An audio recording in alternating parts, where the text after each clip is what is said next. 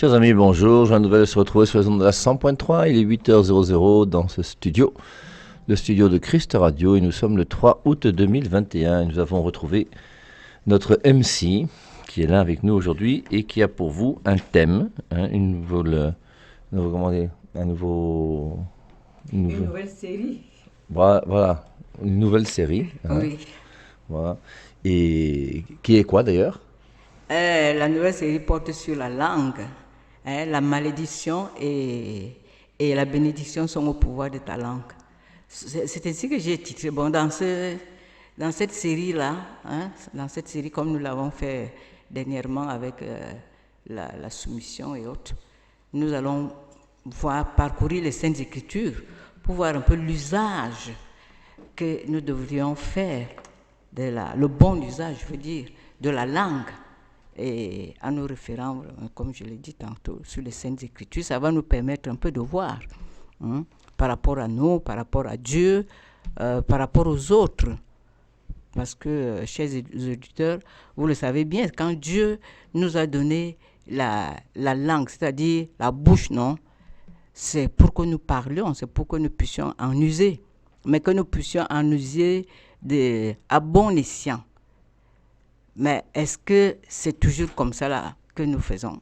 Ce n'est pas toujours que nous l'avons usé comme cela aurait dû être. Alors, c'est pour ça que j'ai pensé, parce qu'à voir les dégâts qui sont faits à cause du mauvais usage de la langue sur ma propre vie en tant qu'individu, dans ma relation avec Dieu, dans ma relation au plan horizontal avec les autres, et il y a lieu de s'appesantir sur la langue et pour que nous puissions nous corriger. Quand je dis nous, moi y comprise, pour que nous puissions être vraiment dans le bonheur quand nous utilisons notre langue. Combien de désastres ont été commis, cher ami auditeur, toi qui m'écoutes, combien de désastres. Vraiment, si je devais prendre mon exemple, vous savez que je puisse toujours dans mon exemple, mon Dieu, il y a des moments, tu as sorti des paroles que tu aurais dû ne pas sortir. Maintenant, comment tu vas faire pour rattraper tout ça? Ce qui est sorti est déjà sorti. Et ça a fait ce que ça a fait chez l'autre. Combien de paroles on aurait pu ne pas sortir? Combien ça aurait été mieux de garder même le silence à un certain moment. On regrette beaucoup de choses. On est obligé d'aller confesser. Alors qu'on aurait pu éviter tout cela par un bon usage de la langue que Dieu nous a donnée. Et Jacques, nous allons le lire, c'est un des textes, disons, prenons ça comme texte principal, texte de base, non, qui nous parle justement du bon usage qu'on devrait faire de la langue et qui nous met en garde également. Écoutons un peu ce qu'il nous dit. Mon père, nous sommes dans Jacques, vous vous rappelez, chers auditeurs, nous sommes dans Jacques 3. Il parle de ce petit organe comparé au gouvernail d'un bateau, capable du mal comme du bien. Nous écoutons. Mon père? Ok. Allons-y alors. Jacques chapitre 3. Je vous lis dans la traduction Louis II, vous savez que je suis œcuménique. Ne soyez pas nombreux à vouloir être docteurs, mes frères, car vous savez que nous subirons un jugement plus sévère. Nous bronchons tous de plusieurs manières. Si quelqu'un ne bronche pas en parole, c'est un homme parfait, capable de tenir tout son corps en bride. Si nous mettons le mors dans la bouche des chevaux pour qu'ils nous obéissent, nous dirigeons aussi leur corps tout entier. Voyez encore les navires, si grands qu'ils soient, et poussés par des vents impétueux. Ils sont dirigés par un très petit gouvernail au gré du pilote. De même, la langue est un petit membre, mais elle a de grandes prétentions. Voyez comme un petit feu peut embraser une grande forêt.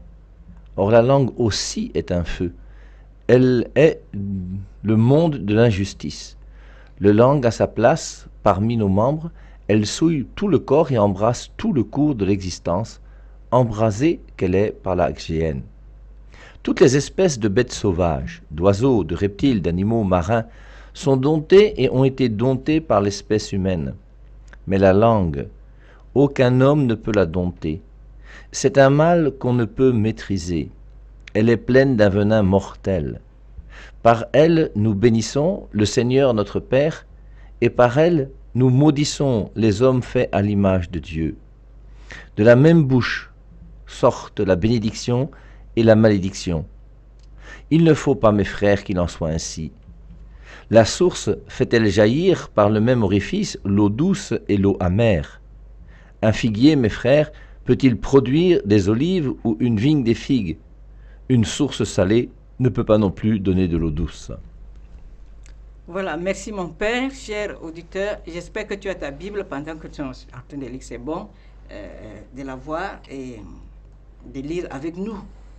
Voilà ce qui est dit. Non, je ne vais pas revenir encore sur le commentaire, mais on retient de quoi? Qu'est-ce qu'on retient? C'est ce que je disais en introduction sur ce thème, n'est-ce pas? Que tout est mis au pouvoir de la langue. Et c'est moi qui use la langue. Mon père, c'est ça, non? Tout est mis sur ma langue là. Bon, la langue en soi n'a aucun problème, il me semble. Hein? Père Hervé. Langue en soi n'a... Au contraire, c'est même une bonne chose. Quelqu'un qui ne peut pas parler, c'est quand même gênant. Voilà.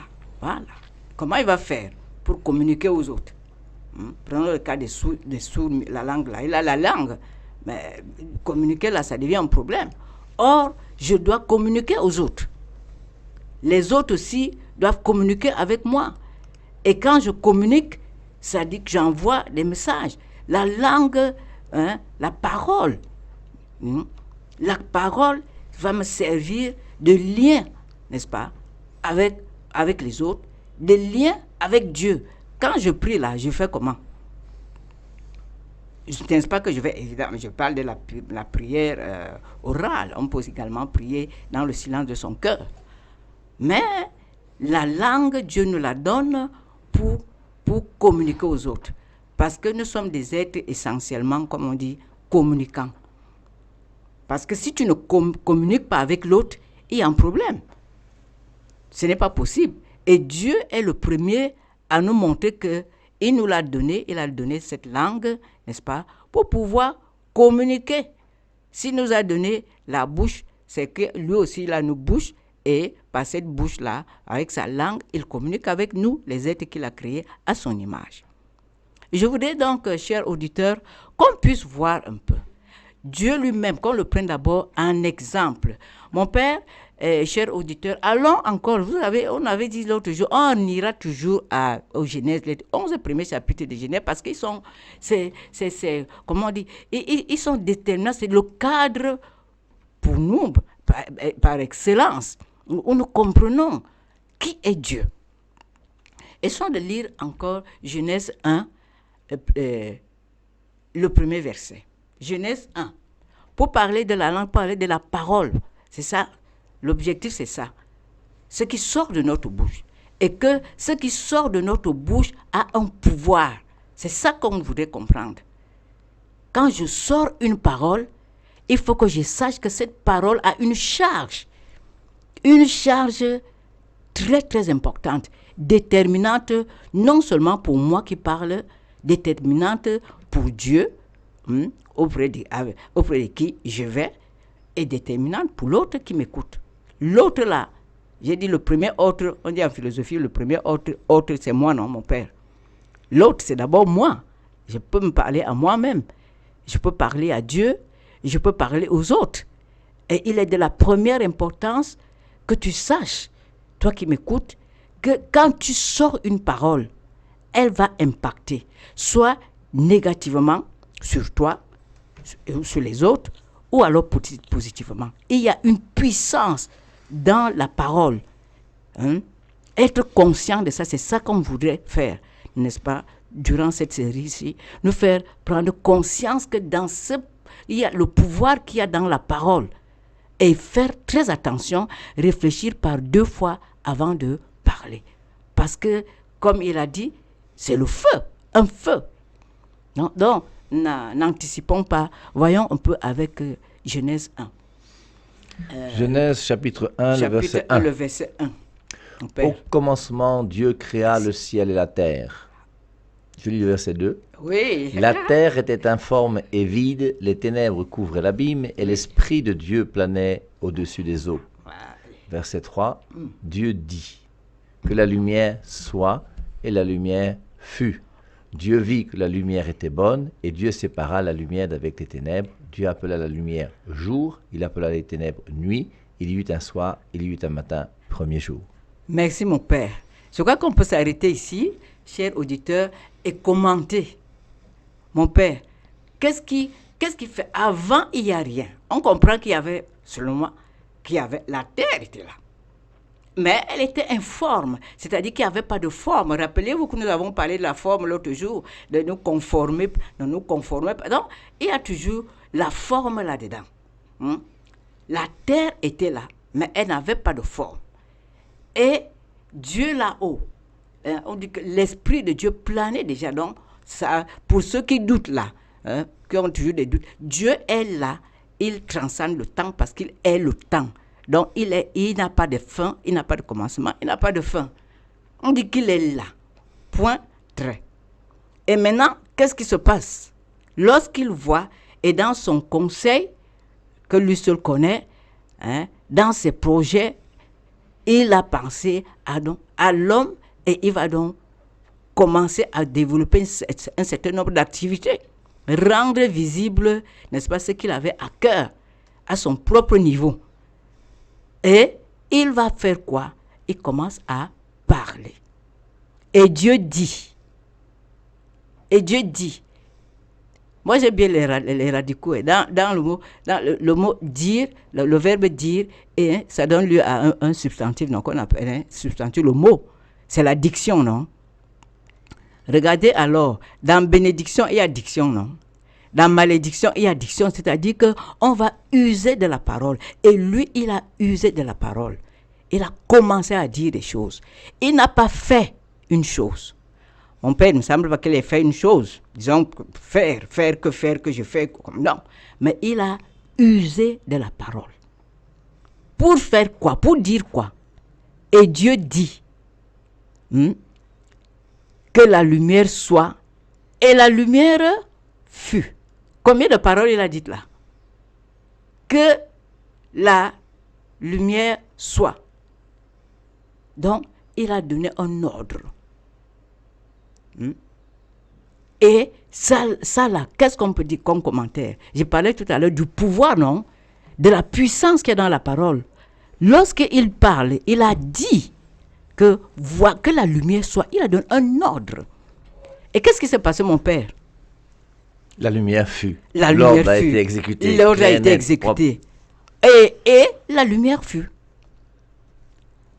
C'est très important, il me semble, qu'on s'y arrête pour réfléchir sur le pouvoir et la puissance qu'il y a dans la parole. Et à plus forte raison, la parole qui sort de la bouche de Dieu. Quand Dieu dit, la chose se réalise. Quand Dieu parle, il amène toute chose à l'existence. Quelque part, on va le dire. Mon père, vous êtes très furieux là dans les référents. Moi, j'ai souvent les contenus, mais les versets. Voilà, quelque part, il est dit. C'est Dieu qui amène toute chose à l'existence. Voilà, cette chose qui n'existait pas. Au point de vue humain, non? Il n'y avait pas la lumière parce que la terre était dans les ténèbres. Ça donnerait lieu encore à tant d'analyses encore, mais là n'est pas notre objectif. Notre objectif, c'est de voir le pouvoir qu'il y a dans la parole et qu'il faudrait faire très attention avant de sortir sa parole, parce que ça va avoir des effets qui peuvent être bénéfiques ou alors maléfiques. C'est ça qu'on voudrait faire passer comme message. Il dit, et la chose fut. J'aime bien ça. Il a parlé, et ça s'est réalisé exactement comme il a dit. Mon père, c'est très important. Je vous laisse peut-être que vous avez un petit commentaire parce qu'il a dit, comme il a dit là, la chose s'est réalisée exactement comme il a dit. Je ne sais pas, je vous laisse faire quelques commentaires, mon père. Oui, c'est Ouais, l'importance, vous voyez, de la puissance de la parole de Dieu. Alors, la parole de Dieu est efficace. Notre parole, nous, est-ce qu'elle est efficace? Et quand je parlais de la parole comme ça en classe, je disais à un élève, tel élève, il dit, lève-toi. Tel élève, après je dis, assieds-toi.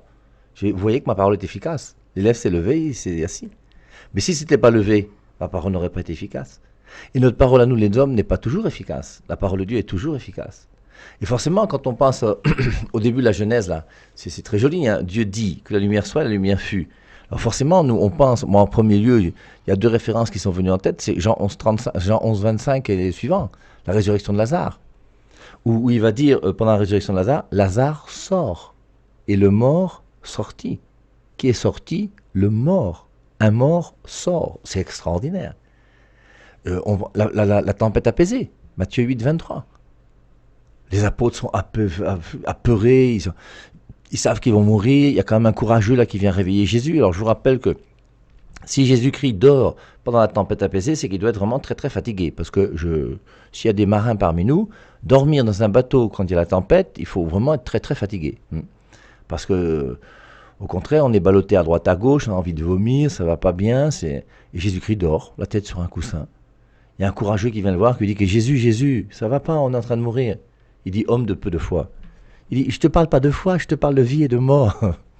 Il se lève, il dit, mer, stop, vent, stop, tout s'arrête. La puissance de la parole de Dieu. Et voilà, la puissance de la parole de Dieu. Et son efficacité terrible. Voilà. Et alors c'est vrai, après, ça donne une puissance aussi à toutes les autres références. Deutéronome 30, je mets devant toi le bonheur, le malheur, choisis. Et après, forcément, il y aura les conséquences. Il dit, choisis la vie. Si tu ne veux pas choisir la vie, tant pis pour toi. Et voilà. Alors, si on est déjà... je voudrais qu'on prenne déjà conscience de l'efficacité de la parole de Dieu. Pourquoi je le dis? Parce que bien souvent, mon père, quand nous penchons sur les Saintes Écritures, je crois qu'on perd cela de vue. Parce que si on avait véritablement pris conscience de la puissance qu'il y a derrière la parole qui sort de la bouche de Dieu, on serait moins apeuré. C'est vrai que nous sommes humains, c'est vrai, mais on peut être apeuré, on peut se poser des questions, on peut être préoccupé, ça n'exclut pas cela, mais on reviendrait vite et pour dire que Seigneur, c'est vrai, mais moi je reste consciente de ce que, comme tu l'as dit dans les Saintes Écritures que je lis, je crois cette parole-là. Et croire, ça veut dire quoi? Croire, ça veut dire accepter comme vrai ce que Dieu dit. De lui-même d'abord, parce que Dieu se présente. Il y a des vérités immuables, c'est-à-dire que ne change pas, parce que c'est comme ça. Quand Dieu dit de lui-même, je suis saint, soyez saints parce que je suis saint, c'est une vérité immuable. Parce qu'il est vrai, c'est vrai qu'il est saint. Soit tu acceptes, soit tu ne l'acceptes pas. Dieu est bon. C'est vrai ou pas? Ce que tu dis ne change rien à sa bonté. Parce que toi, tu vois sa bonté par rapport à tes émotions. Lui, sa bonté ne varie même pas. Il n'y a même pas l'ombre d'une variation. Dieu est amour. En quoi ça change? Si maintenant il y a des gens qui meurent, ou bien parce que tu crois que ce n'est pas ça. Il est amour. Je suis la lumière de la vie. La lumière qui donne la vie. C'est présenté, c'est causé, excusez-moi, c'est comme ça que Jésus s'identifie. Qu'est-ce que ça va changer? Que tu y crois, que tu n'y crois pas, ça ne change rien. C'est ça que j'entends par vérité immuable. C'est comme ça. Soit tu acceptes, soit tu n'acceptes pas. Ça ne change rien. Il est éternel, il est saint. En lui, il n'y a point de péché. Voilà autant de vérité. Donc, quand il se présente lui-même dans sa parole, et lui étant le Dieu de vérité, quand il dit une chose, il dit de lui ce qu'il est. Il dit ce que nous sommes. Si tu crois, tu ne crois pas. Qu'est-ce que ça change? Ça ne change rien. Mais maintenant, au niveau de la parole, quand ça sort de sa bouche, et que ça a des effets, et quels effets? des effets bénéfiques pour toi et moi. Des effets à tous égards, au plan spirituel, au plan matériel, au plan physique, au plan émotionnel, tout ce que vous voulez. Mais sa parole va agir. Voilà, c'est le mot là, mon père, j'étais en train de chercher notre mot pour mieux. Agir, sa parole va agir. Ça va avoir des effets. Je voudrais qu'on prenne déjà conscience de ça dans cette introduction à cette série-ci. Que la parole de Dieu va agir. Si tu crois cela, tu vas voir. C'est ce que Dieu dit. C'est ce que Jésus a dit à Marthe, non? Lorsqu'on l'appelle justement, le Père appelait, venait de rappeler tantôt la résurrection de Lazare. Lorsqu'on va lui dire qu'il met un peu de temps, sachant ce que lui il allait faire, quand il arrive, que Marthe vient lui dire, si tu avais été là, mon frère ne serait pas mort. Qu'est-ce que il lui dit? Devant tous les arguments que développe Marthe, il dit, mais ne t'ai-je pas dit que si tu crois, tu verras la gloire? Croire quoi? Que je suis la résurrection et la vie? Et de fait, c'est ce qu'il va faire. La puissance, regardez la puissance de cette parole. Sors, combien de mots, mon père? Sors, Lazare. Non, il prononce le nom du mort. Lazare, sors. Combien de mots? Mon père, ça fait combien de mots? Vous voyez, il faut pour les calculs là. Parce que dans ma traduction, c'est marqué Lazare dehors, viens ici. Voilà. Mais c'est peu de mots. Monsieur, ça montre bien. Même s'il y avait quelques mots, même s'il y avait quelques mots, la puissance de faire ressusciter un mort, c'est extraordinaire. Et la puissance de quoi? Ça vient pas parce que quand il a parlé, sa puissance, la parole qui est toute puissante là, qui est sortie de la bouche de Jésus, a produit des effets sur la mort. Regarde, chers auditeurs, ce qu'est capable de faire la parole de Dieu. C'est-à-dire la parole, quand on dit la parole de Dieu, ce n'est pas que, on s'est déjà compris, hein. Ce n'est pas pour vous dire que la Bible est la parole de Dieu. On est en train de parler de la parole, c'est-à-dire comme toi et moi on parle là. C'est de ça qu'il s'agit. Que quand il parle, il sort un mot. Il sort un mot de sa bouche. Ce mot-là a une puissance. Une puissance au-delà, c'est-à-dire que la mort, ce mot-là piétine, écrase, détruit la mort sur son passage. Je ne sais pas si tu vois. Je veux que tu comprennes ça. Parce que si tu comprends ça, franchement, ta foi va avoir un tonus nouveau. C'est-à-dire, ton muscle spirituel va s'épaissir, va devenir fort. C'est-à-dire, c'était bien gonflé, c'est-à-dire les artères spirituelles, les choses que nous avons dans le cœur, parce qu'on a aussi un cœur spirituel, non? Pour comprendre le cœur spirituel, et le sang va bien, le sang spirituel de Dieu va bien aller là-dedans, et tu seras fort comme ça dans la foi, parce que tu auras compris la puissance qu'il y a dans la parole de Dieu. Et la parole de Dieu, ce qu'il nous a donné, n'est-ce pas, pour nous ici, durant ce pèlerinage, est consigné dans ce document que nous appelons les Saintes Écritures, ou la Bible. Mon père, là j'ai bien dit non. Non, ça va, non. Non, mais c'est ça. Parce que c'est ça, c'est un support d'information. Moi, en tant que gourou, c'est ça. Ce qui est contenu là-dedans, c'est un ensemble de paroles, de messages que Dieu nous délivre pour que nous le connaissions et que nous vivions en syntonie, en intimité avec lui durant le temps que nous passons ici. C'est ça. Est-ce que tu as compris ça? Donc, quand il va parler là, donc quand tu lis les Saintes Écritures, il y a ce qu'on appelle les promesses. Si tu lis ce livre de vie, comme il a dit dans Josué, non? Josué 1,8, il dit que ne t'éloigne pas, il faut que tu le lises, il faut que tu le médites. C'est alors que tu auras du succès. C'est alors que tu auras du succès dans tout ce que tu vas réaliser. Si tu suis, donc il a déjà parlé, c'est déjà sorti. Et Dieu ne peut plus reprendre ce qu'il a déjà dit. Et il va le dire quelque part dans Isaïe 55, je crois, c'est Isaïe 55, mon père. Il dit que la parole qui sort de sa bouche, de même que, non, il prend l'image de la pluie, non. De même que la pluie tombe sur la terre et fertilise le sol et tout, de même, en est-il de sa parole qui sort de sa bouche et qui ne peut pas rentrer sans produire l'effet pour lequel elle nous a été donnée d'entendre.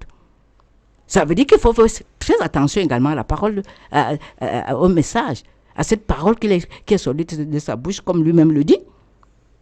Attention, il te dit, si tu fais ça, voilà ce qui va arriver.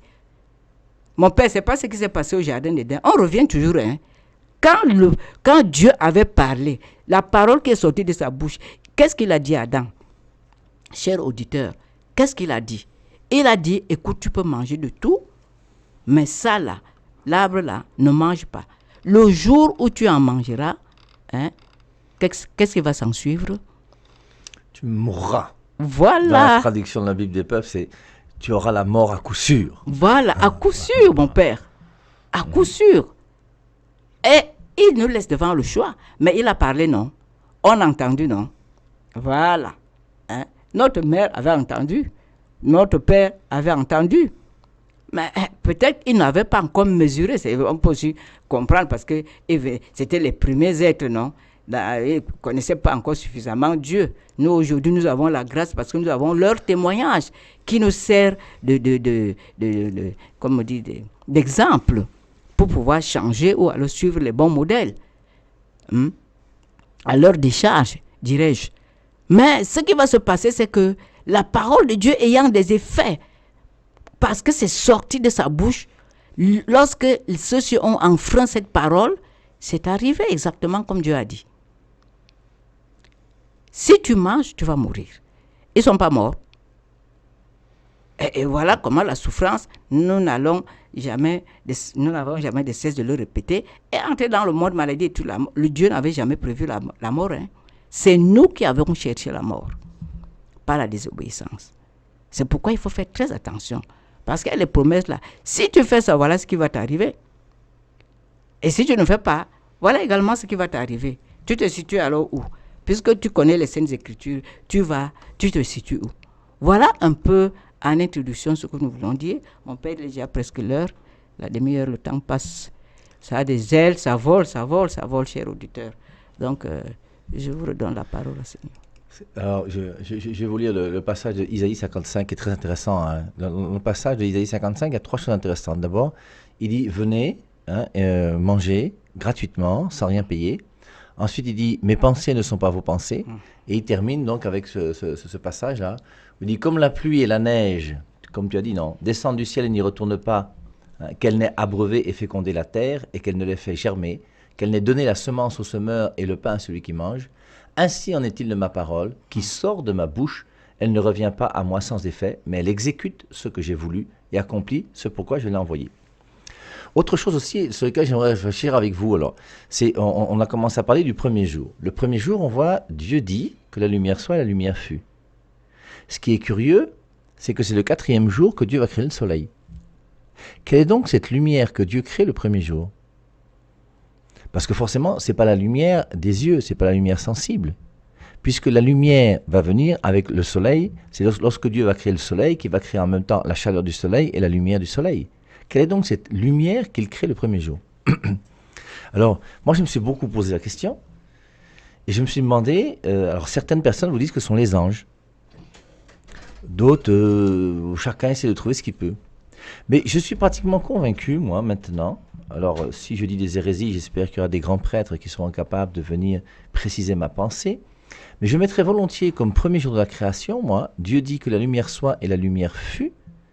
Quelle est la lumière? Ben c'est justement pour moi la lumière qui n'est pas la lumière physique, puisqu'elle va arriver le 4e jour avec le soleil, mais une autre lumière qui est une lumière spirituelle. Et la lumière spirituelle pour nous c'est quoi? Alors on va pouvoir penser, si vous voulez, à la loi de la conscience, tout ce que vous voulez, la loi naturelle. Mais moi je penserais volontiers à la révélation même de Dieu. Et je penserais volontiers que le premier jour de la création, Dieu a créé la parole. Alors je sais qu'il y a des opposants qui vont me dire c'est pas possible parce que la parole de Dieu est éternelle. La question que je pose, est-ce que la parole de Dieu est réellement éternelle? Est-ce que la parole de Dieu que nous nous donnons est réellement éternelle? C'est pour ça que je n'aime pas la traduction, je vous rappelle, Jean 1,1, au commencement était la parole. La traduction au commencement était la parole, pour moi, n'est pas juste. C'est au commencement était le verbe. Celui qui est là depuis toujours et depuis le commencement, c'est le Verbe, c'est la deuxième personne de la Trinité. Et Jésus-Christ, lui, il est éternel. Mais est-ce que sa parole est éternelle? Y a-t-il un passage biblique dans lequel on dit que la parole de Dieu est éternelle? Et personnellement, je ne pense pas que la parole de Dieu soit éternelle. La parole de Dieu, c'est quelque chose qui a été créé pour être donné aux hommes. Et c'est pour ça que je crois que dans la création, la première des choses que Dieu va faire, c'est pouvoir parler aux hommes pour donner cette révélation qu'il veut nous donner. Dans la Trinité, le Père, le Fils, l'Esprit Saint qui vivent ensemble depuis toujours, est-ce qu'ils parlent? Est-ce que dans la Trinité, qui est éternelle, sans commencement ni fin, le Père parle avec le Fils avec le Père, avec le Père et réciproquement? Pour que le Père parle avec le Fils, il faut que le Père ait une bouche et que le Fils ait une oreille. Le Fils n'a pas d'oreille et le Père n'a pas de bouche. Ils communiquent ensemble, oui, d'une manière amoureuse, d'une manière spirituelle, mais sans le véhicule même de la langue qui nous est donnée pour que nous puissions avoir la parole. Et la parole a quelque chose, quand elle est transmise aux hommes, de créer pour que les hommes puissent la comprendre. Et ma question, alors point d'interrogation, est-ce que le premier jour ne serait pas justement cette lumière qui pour nous est la révélation de Dieu qui sera donnée aux hommes, hein? Bon, en tout cas, réfléchissons-y. Toujours est-il que c'est le quatrième jour que Dieu crée le soleil et la lumière du soleil. Quelle est donc cette lumière du premier jour de la création? Dieu dit que la lumière soit et la lumière fut. Alors, c'est aussi intéressant parce qu'après, vous voyez, on va faire quoi de ce premier jour alors? Puisqu'on dit que c'est, pour nous, un jour, forcément, ça implique les ténèbres physiques et la lumière physique. Donc, quel genre de premier jour est ce premier jour? J'arrête là. Tout ça pour vous dire que dans les Saintes Écritures, il y a toujours beaucoup à méditer, à réfléchir, mais c'est important. Et que chacun d'entre nous, nous puissions demander à l'Esprit Saint qui nous éclaire pour nous faire comprendre, lorsque Dieu dit que la lumière soit et la lumière fut, ça a été efficace, c'est clair. Quelle est donc cette lumière que Dieu a créée? Pour te sauver de la mort et du péché.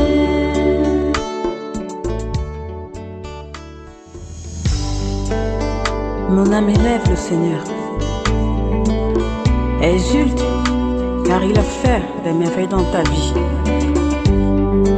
Il t'a sauvé de la boue et t'a racheté.